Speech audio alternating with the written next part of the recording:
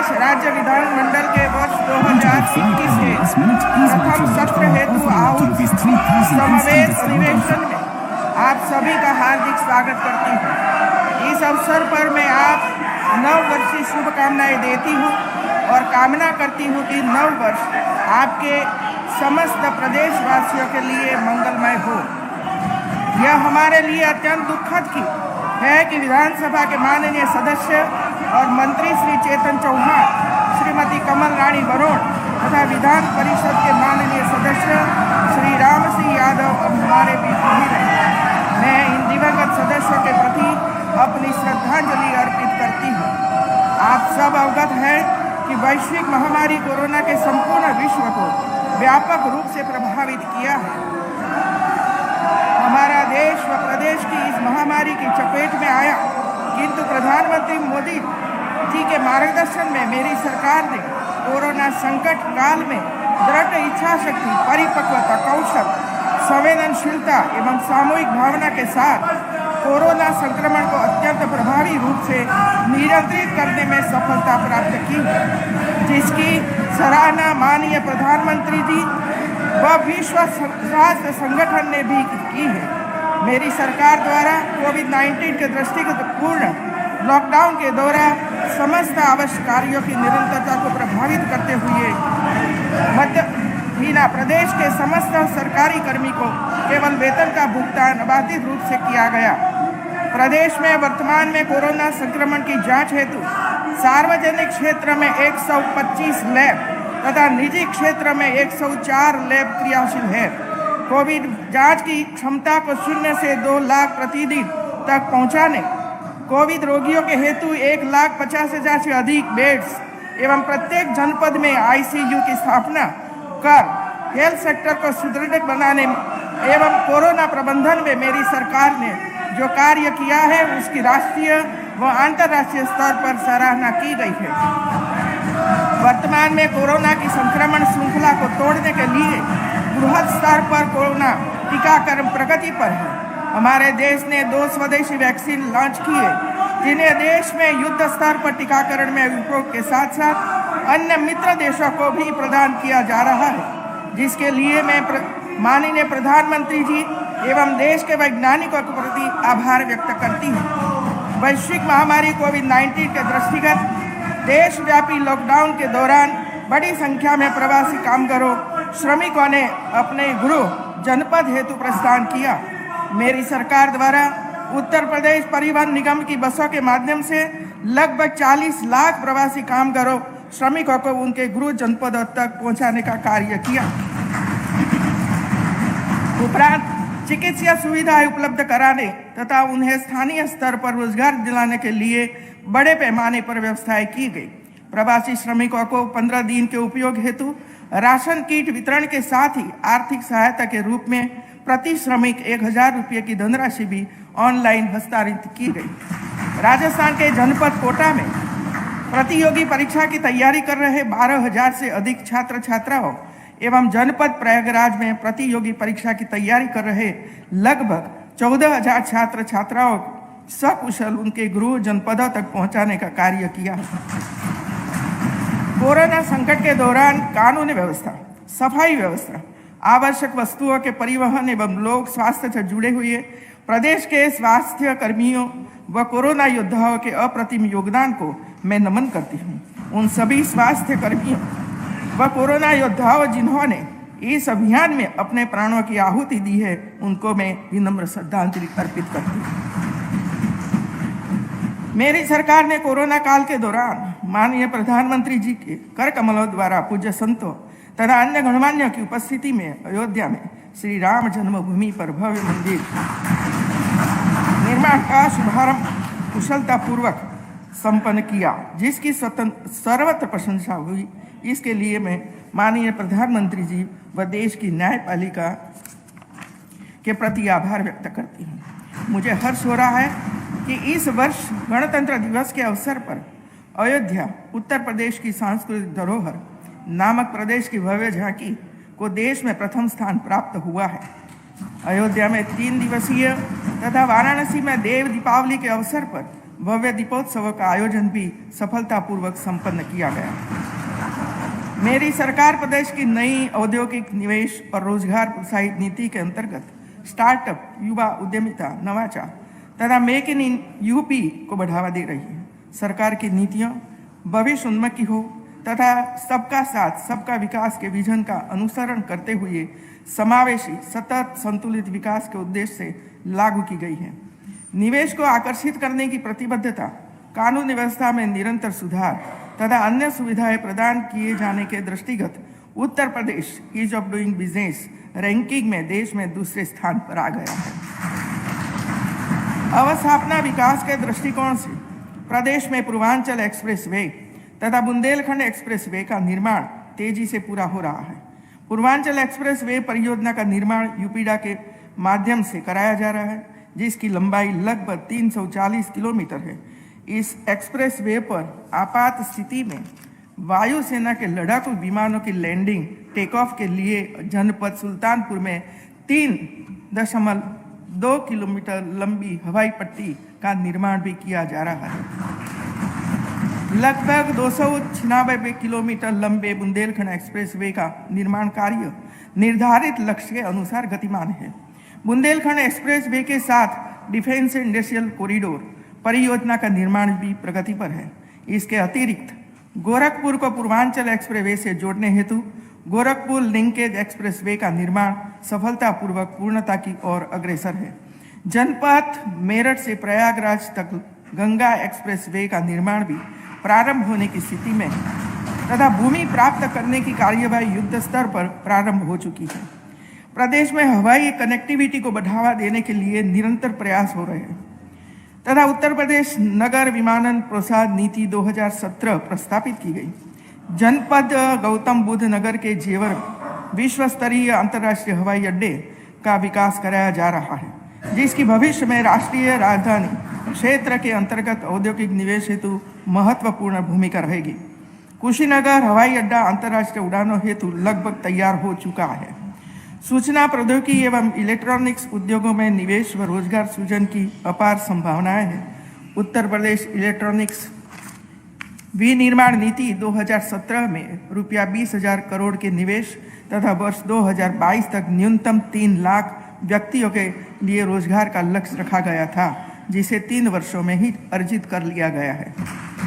Uttar Pradesh electronics विनिर्माण नीति 2020 अधिकृत की गई है, जिसके अंतर्गत 5 वर्षों में रुपया 40,000 करोड़ के निवेश तथा 4 लाख व्यक्तियों के लिए रोजगार सृजन का लक्ष्य है। प्रदेश के औद्योगिक विकास में सूक्ष्म लघु एवं मध्यम उद्यमों के महत्व को ध्यान में रखते हुए उत्तर प्रदेश सूक्ष्म लघु एवं मध्यम उद्यम अधिनियम 2020 प्रस्तावित किया गया है, जिसके अंतर्गत उद्यम स्थापना, विस्तारीकरण एवं विविधीकरण की अनेक प्रक्रियाओं को सरलीकृत किया गया है। अब उद्यमी को 1000 दिवस की अवधि तक किसी भी लाइसेंस की आवश्यकता नहीं होगी।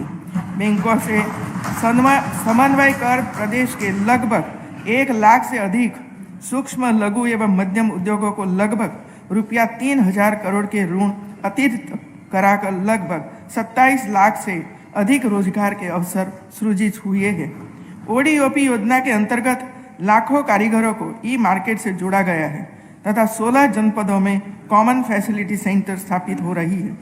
योजना के अंतर्गत आयोजित 4 ऑनलाइन मेलों के माध्यम से 10 लाख से अधिक लाभार्थियों को रुपया 30,000 करोड़ के ऋण का वितरण किया गया। सूक्ष्म लघु एवं मध्यम उद्योगों से संबंधित उत्पादों में प्रदेश आत्मनिर्भरता के लक्ष्य की प्राप्ति हेतु तीव्र गति से अग्रसर है। सरकार की नीतियों के सुगम, त्वरित एवं पारदर्शी क्रियान्वयन व देश की औद्योगिक इकाइयों से प्रयासों से प्रदेश का निर्यात वर्ष 2017-18 में रुपया 28,966 करोड़ से बढ़कर वर्ष 2019-20 में रुपया 1,20,356 करोड़ रुपया पहुंच गया है तथा प्रदेश निर्यात के एक हब के रूप में विकसित हुआ है। प्रदेश के विकास को त्वरित गति प्रदान करने में ऊर्जा क्षेत्र की अग्रणी भूमिका रही है। ऊर्जा की आवश्यकता के अनुरूप अनवरत विद्युत आपूर्ति हेतु पारेषण तंत्र को सुदृढ़ किया जा रहा है। विद्युत आपूर्ति में अभूतपूर्व सुधार लाते हुए वर्तमान में जिला मुख्यालयों पर 24 घंटे, तहसील मुख्यालयों पर 21 घंटे 30 मिनट व गाँव में 18 घंटे विद्युत आपूर्ति का रोस्टर निर्धारित है तथा विद्युत आपूर्ति की जा रही है।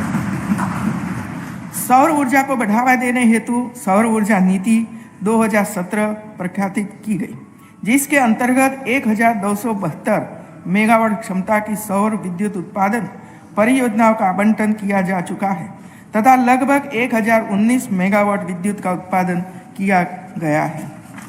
प्रदेश में कानून व्यवस्था सुदृढ़ कर जनमानस में सुरक्षा की भावना उत्पन्न करना मेरी सरकार की सर्वोच्च प्राथमिकता है, जिसके लिए जीरो टॉलरेंस की नीति अपनाई गई है।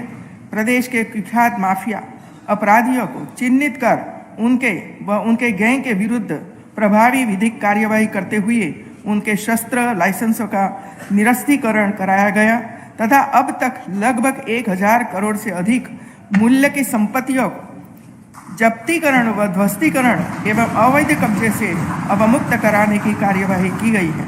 अब तक विभिन्न प्रकार के माफियाओं में से 1019 को गिरफ्तार किया गया है तथा पुलिस के भारी दबाव के कारण कई माफियाओं ने माननीय न्यायालयों में आत्मसमर्पण कर दिया है।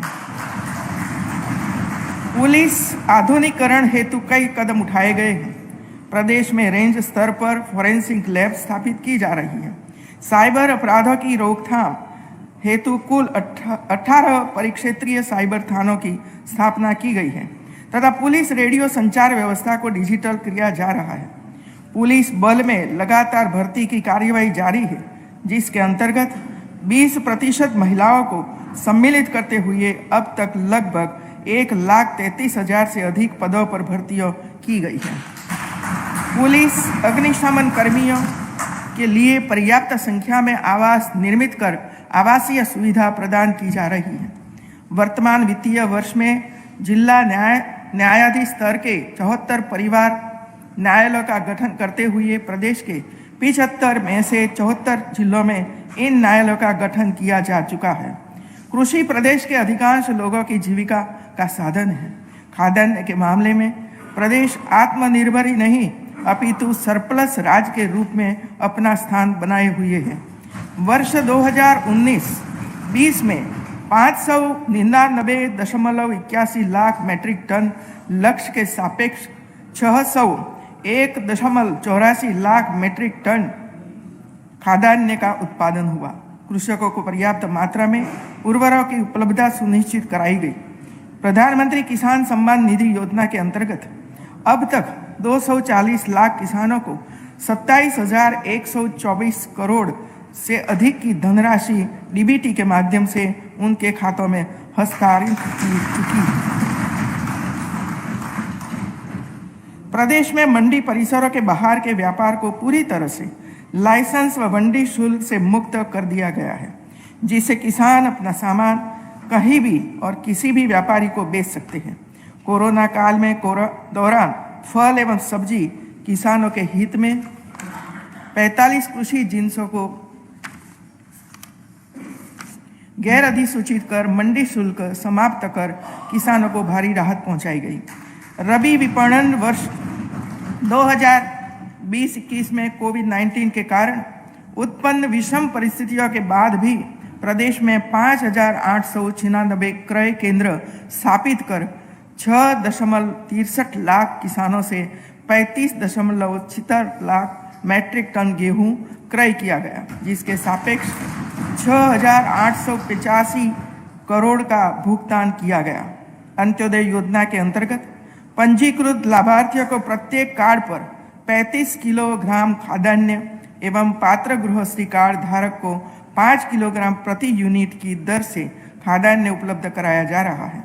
उक्त योजना से अब तक लगभग 4 करोड़ परिवारों को लाभान्वित किया जा चुका है। भारत सरकार की वन नेशन वन कार्ड योजना के अंतर्गत प्रदेश में राष्ट्रीय पोर्टेबिलिटी की सुविधा मई 2020 से लागू कर दी गई है। चीनी उद्योग प्रदेश का कृषि आधारित महत्वपूर्ण उद्योग है तथा प्रदेश के लगभग 45 लाख गन्ना आपूर्तिकर्ता किसानों के परिवार की आजीविका का मुख्य साधन है। गन्ना एवं चीनी उत्पादन में उत्तर प्रदेश देश में लगातार तीसरी बार प्रथम स्थान पर है। कोविड काल के दौरान कोई भी चीनी मिल बंद नहीं हुई। किसानों के सहयोग से सफलतापूर्वक गन्ने की पेराई की गई तथा गन्ना उपज की कोई हानि नहीं हुई। किसी चीनी मिल परिसर में कोई भी किसान कोरोना से पीड़ित भी नहीं हुआ। दुग्ध उत्पादन के क्षेत्र में उत्तर प्रदेश देश में प्रथम स्थान पर है।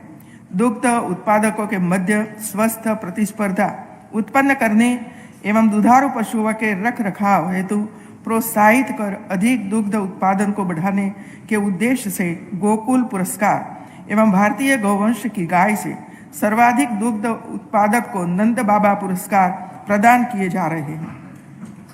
मुख्यमंत्री निराश्रित बेसहारा गोवंश सहभागिता योजना के अंतर्गत 74,000 से अधिक गौवंश इच्छुक गोपालकों सुपुर्दी की गई है। प्रदेश में अद्यतन कुल 5,206 आश्रय स्थलों में लगभग 5 लाख से भी अधिक गौवंशीय पशु संरक्षित किए गए। प्रदेश में खाद्य प्रसंस्करण की असीम संभावनाओं को देखते हुए उत्तर प्रदेश खाद्य प्रसंस्करण नीति 2017 लागू की गई है।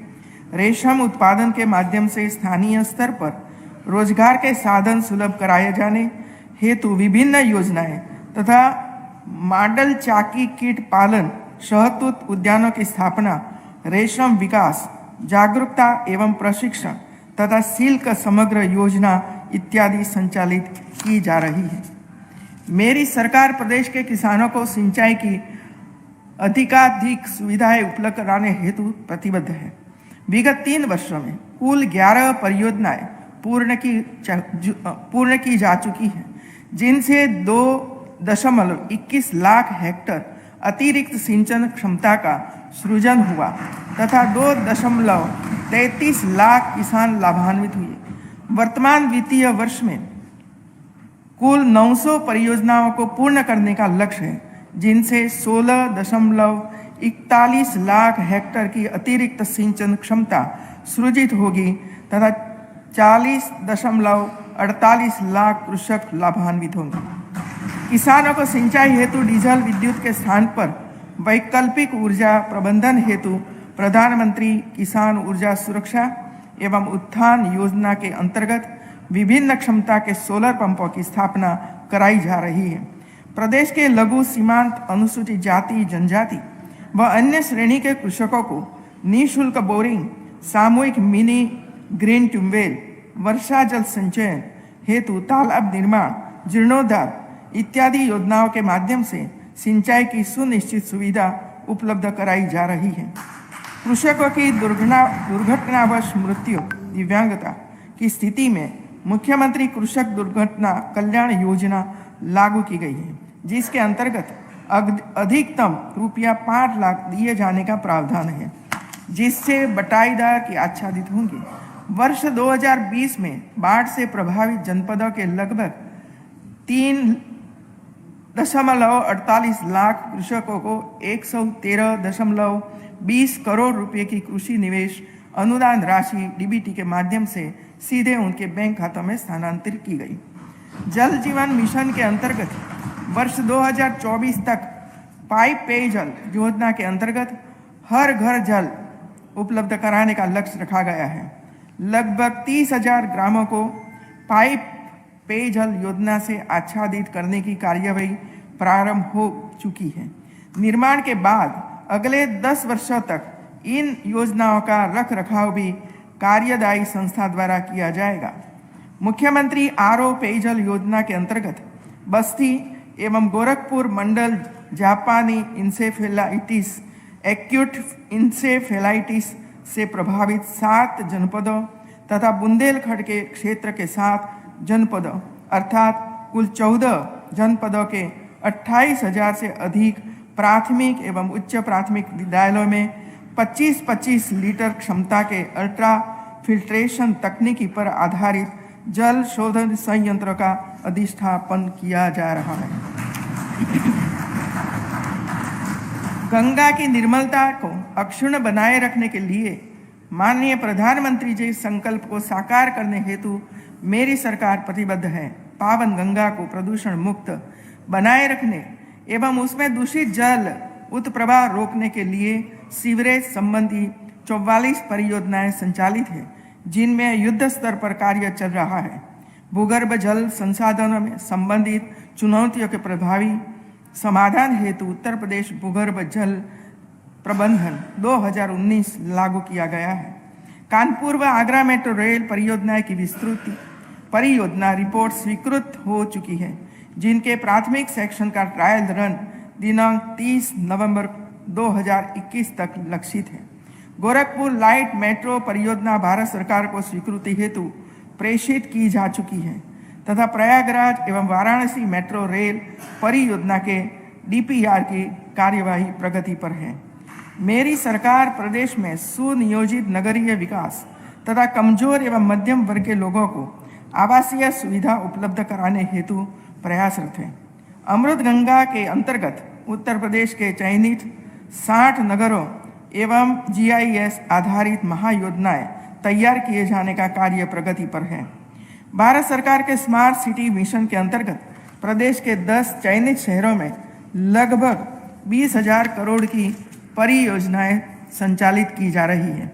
इसके अतिरिक्त राज्य स्मार्ट सिटी मिशन के अंतर्गत प्रदेश के 7 शहरों मेरठ, गोरखपुर, अयोध्या, शाहजहांपुर, मथुरा, वृंदावन, फिरोजाबाद एवं गाजियाबाद को स्मार्ट सिटी के रूप में विकसित किए जाने का कार्य प्रशस्त है।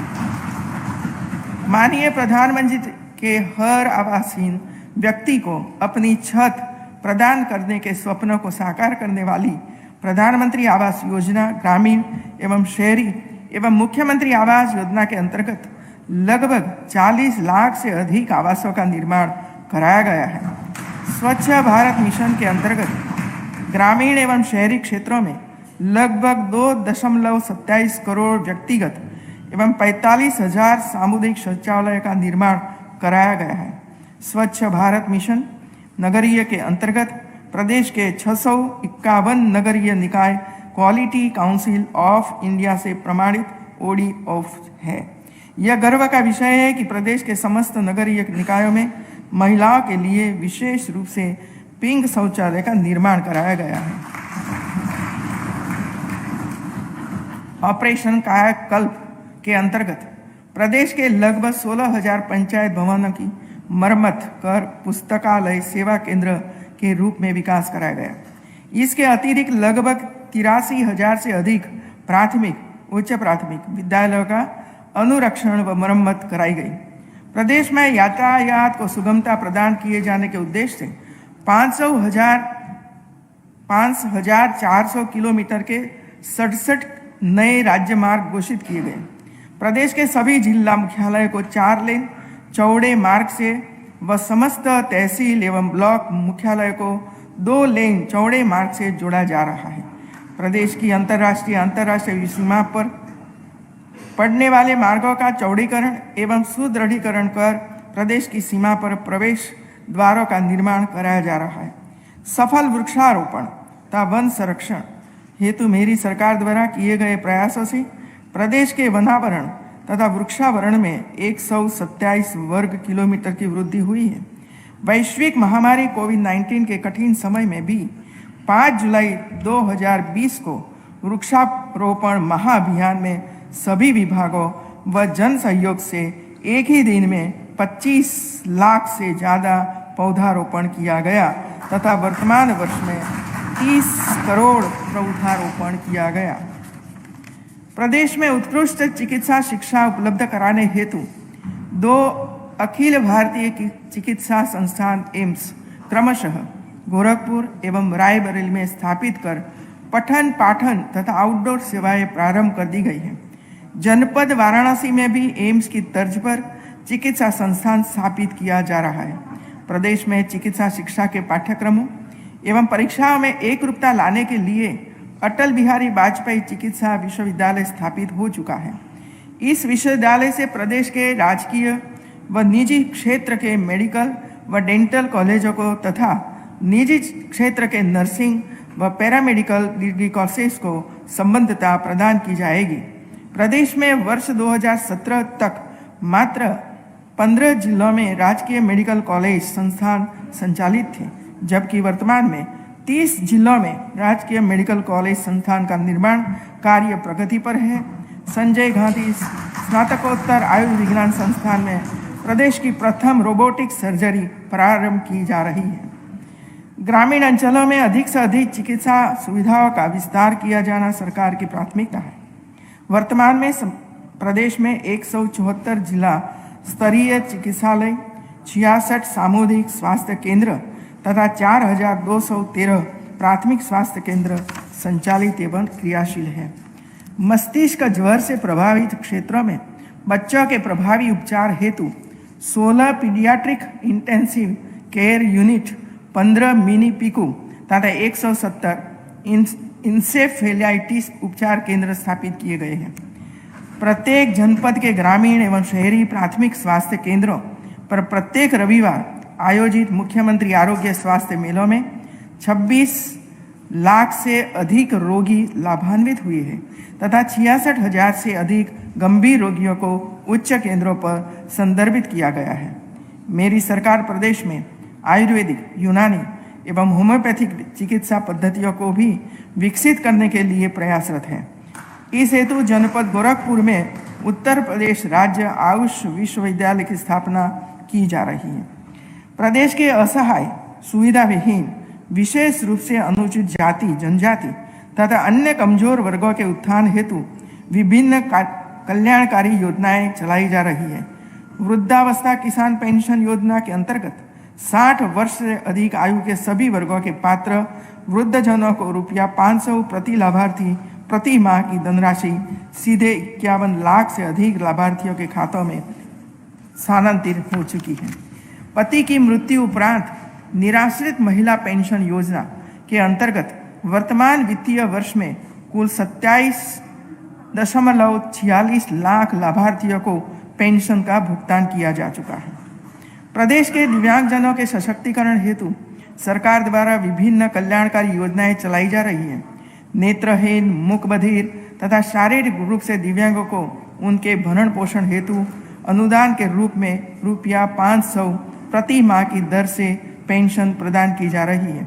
कुष्ठ रोग के कारण दिव्यांग हुए व्यक्तियों को ₹2,500 प्रति माह की दर से अनुदान किया जा रहा है तथा शारीरिक रूप से अक्षम व्यक्तियों को कृत्रिम अंग उपकरण क्रय हेतु ₹10,000 का अनुदान किया जा रहा है। प्रदेश में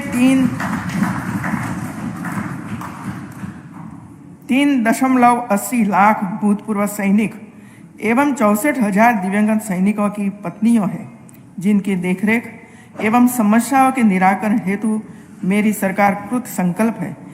दिनांक 1 अप्रैल 2017 से उत्तर प्रदेश के शहीद सैनिकों के परिवार के एक सदस्य को सरकारी नौकरी, 50 लाख रुपये की आर्थिक सहायता प्रदान की जा रही है तथा शहीद सैनिकों के नाम से सड़कों के नामकरण एवं स्मारकों का निर्माण किया जा रहा है।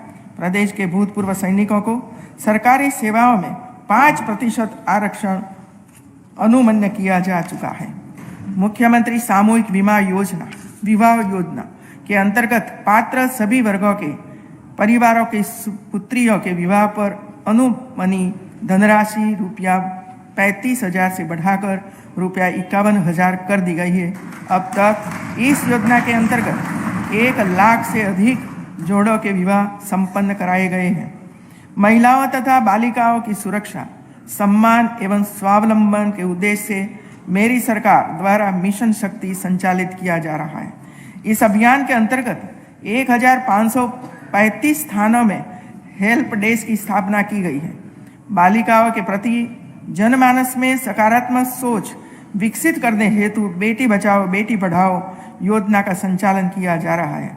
मुख्यमंत्री कन्या सुमंगला योजना के अंतर्गत पात्र बालिकाओं को 6 श्रेणियों में ₹15,000 की सहायता प्रदान की जा रही है।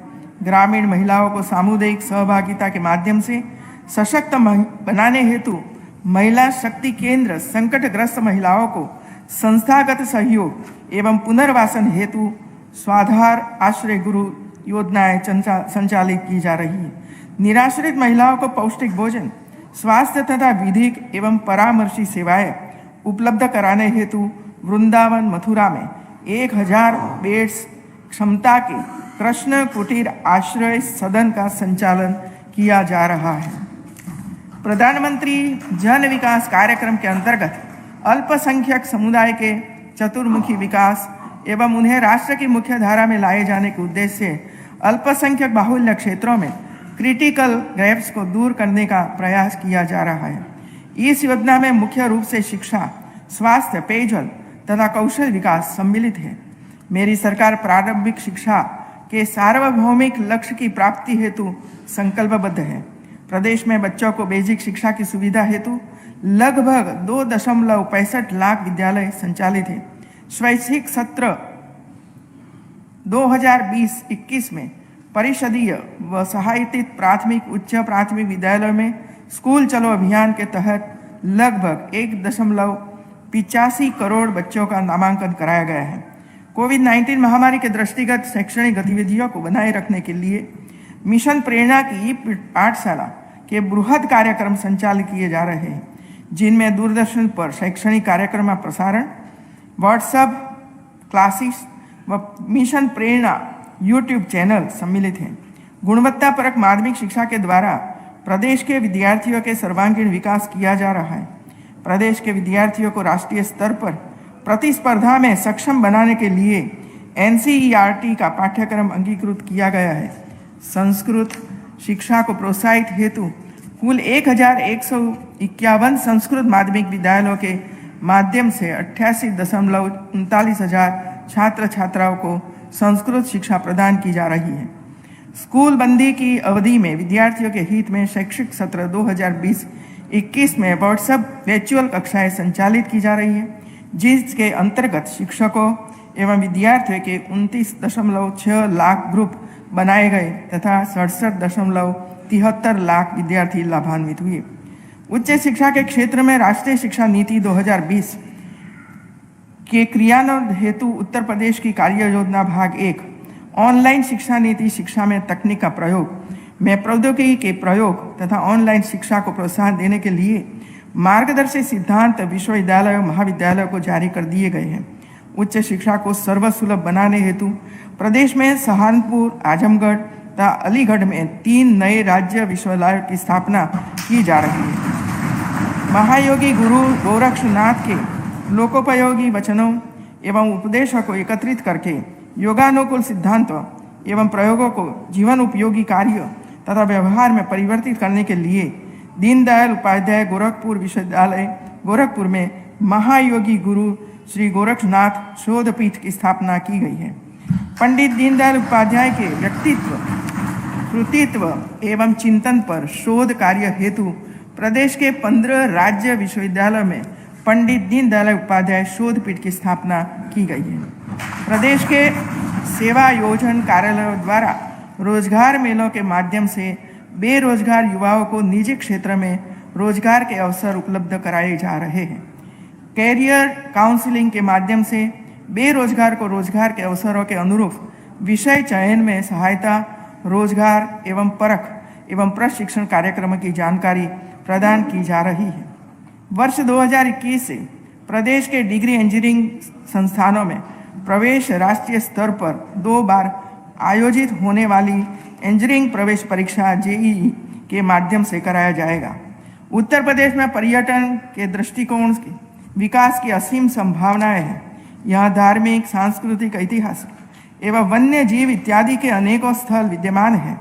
प्रदेश के समग्र पर्यटन विकास हेतु वर्ष 2018 में नई पर्यटन नीति लागू की गई। उत्तर प्रदेश में विभिन्न परिपथों का चिन्हांकन किया गया है, जिनमें रामायण परिपथ, व्रज परिपथ, महाभारत परिपथ, शक्तिपीठ परिपथ, आध्यात्मिक परिपथ, जैन परिपथ, बुद्धिस्ट परिपथ आदि प्रमुख हैं। इन परिपथों में आने वाले सभी पर्यटक स्थलों के उच्चीकरण कर विशेष बल दिया जा रहा है। रामायण परिपथ, चित्रकूट एवं श्रृंगेरपुर के पर्यटन विकास के कार्य किए जा रहे हैं। वाराणसी प्रसिद्ध मंदिरों पर आधारित पावन पथ वेबसाइट का निर्माण किया गया है। मंडलीय कारागार गोरखपुर में पंडित राम प्रसाद बिस्मिल शहीद स्मारक तथा चौरी चौरा स्थित शहीद स्मारक स्थल के सौंदर्यीकरण एवं पर्यटन विकास का कार्य पूर्ण किया जा चुका है। चौरी चौरा के शहीदों के सम्मान में मेरी सरकार द्वारा इस वर्ष शताब्दी समारोह मनाया जा रहा है, जिसका वर्चुअल शुभारंभ माननीय प्रधानमंत्री जी द्वारा किया गया। मेरी सरकार उत्तर प्रदेश की गौरवमयी धरोहर एवं परंपराओं तथा लोक एवं शास्त्रीय कलाओं के समुचित संरक्षण, संवर्धन एवं विकास के लिए प्रयासरत है। प्रदेश के 60 वर्ष से अधिक आयु के जीविकोपार्जन में असमर्थ कलाकारों को आर्थिक सहायता के रूप में 2000 रुपये मासिक पेंशन दी जा रही है। वित्तीय वर्ष 2020-21 में थारू जनजाति से संबंधित संस्कृति को संरक्षित रखने हेतु इमलिया कोडक जनपद बलरामपुर में एक संग्रहालय की स्थापना, राजकीय बौद्ध संग्रहालय गोरखपुर का सुदृढ़ीकरण, राजकीय स्वतंत्रता संग्राम संग्रहालय मेरठ में 1857 के प्रथम स्वतंत्रता संग्राम से संबंधित अभिलेखों की प्रदर्शनी की स्थापना के कार्य कराए जा रहे हैं। महाराजा सुहेल देव की कर्मभूमि चित्तौरा जनपद बहराइच में उनके स्मारक का निर्माण एवं भव्य प्रतिमा की स्थापना का कार्य माननीय प्रधानमंत्री जी के कर कमलों से आरंभ हो चुका है। सार्वजनिक भूमि से अवैध अतिक्रमण हटाए जाने एवं अतिक्रमणकर्ताओं भूमाफियाओं के विरुद्ध प्रभावी कार्यवाही किए जाने हेतु प्रदेश में एंटी भूमाफिया टास्क फोर्स का गठन किया जा रहा है। इस अभियान के अंतर्गत लगभग 67.79 हजार हेक्टेयर भूमि को अवैध अतिक्रमण से मुक्त कराया जा चुका है तथा 2339 अतिक्रमणकर्ताओं को भूमाफिया के रूप में चिन्हित करते हुए 182 भूमाफियाओं को जेल में निरुद्ध किया गया है। Uttar Pradesh smart car driving licence निर्गमन की एकीकृत व्यवस्था लागू करने वाला देश का पहला राज्य है। आवेदकों को 10 दिन में उनके पते पर ड्राइविंग लाइसेंस भेजने की व्यवस्था की गई है। प्रदूषण मुक्त प्रमाण पत्र निर्गमन की व्यवस्था को वाहन सॉफ्टवेयर से जोड़कर ऑनलाइन कर दिया गया है। मोटर दुर्घटना दावों से संबंधित वादों के निस्तारण हेतु प्रदेश में कुल 75 मोटर दुर्घटना दावा अधिकरणों की स्थापना की जा रही है, जिसमें 67 अधिकरण क्रियाशील हो चुके हैं। प्रदेश के 26,000 से अधिक असेवित गांवों को परिवहन सेवा सेवित किया गया है। रक्षाबंधन के पर्व पर महिला यात्रियों को परिवहन निगम की सभी श्रेणियों की बसों में निःशुल्क यात्रा की सुविधा प्रदान की गई है।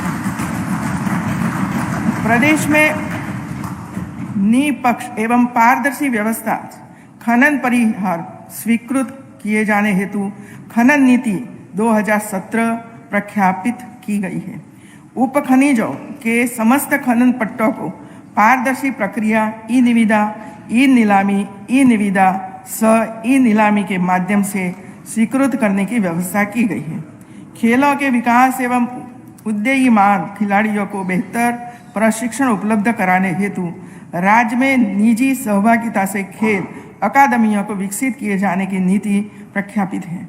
जनपद मेरठ में खेल विश्वविद्यालय की स्थापना कराए जाने का निर्णय लिया गया है। प्रदेश के 19 जनपदों के स्टेडियम में 16 खेलों के 890 खिलाड़ियों हेतु 44 आवासीय क्रीड़ा छात्रावास संचालित हैं।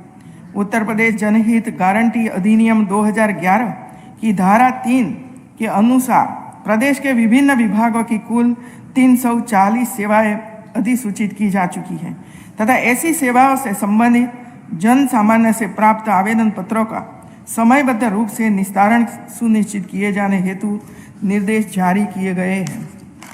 मेरी सरकार श्रम अधिनियमों के अंतर्गत श्रमिकों को देय सुविधाएं उपलब्ध कराने हेतु उनके हितों के संरक्षण संवर्धन के हेतु कृत संकल्प है। अवमुक्त कराए गए बंधु व श्रमिकों को तत्काल आर्थिक सहायता उपलब्ध कराए जाने हेतु सभी 75 जनपदों में 10 लाख की कॉर्पस निधि जिला अधिकारियों के निवर्तन पर रखी गई है।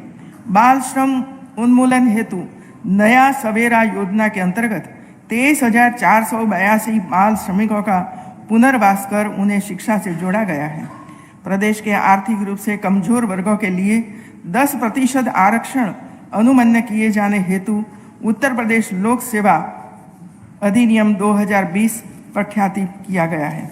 माननीय सदस्यगण, मैंने आपके समक्ष सरकार की प्रमुख विकास उन्मुखी नीतियों एवं जन कल्याणकारी योजनाओं की संक्षिप्त रूपरेखा प्रस्तुत की है।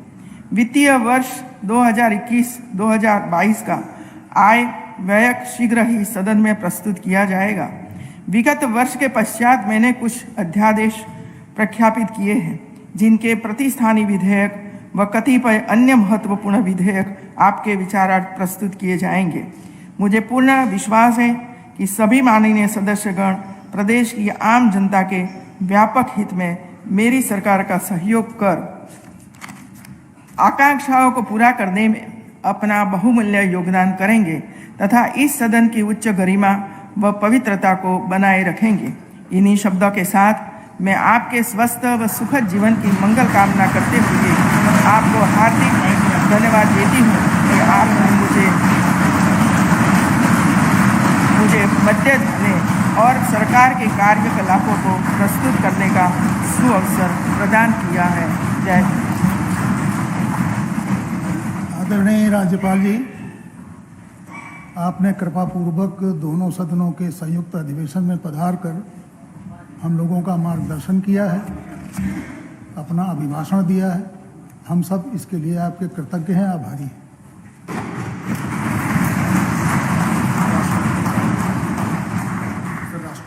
राष्ट्रगान